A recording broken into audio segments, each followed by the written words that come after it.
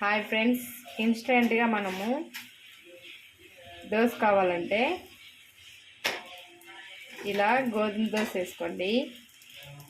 Batter ఇలా మరీ గట్టిగా ఉండకూడదు, మరీ నీళ్ళగా కూడా ఉండకూడదు, ఇలా ఉండాలి.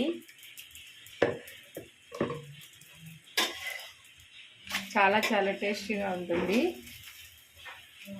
చూసారా ఎంత టేస్టీగా ఉందో.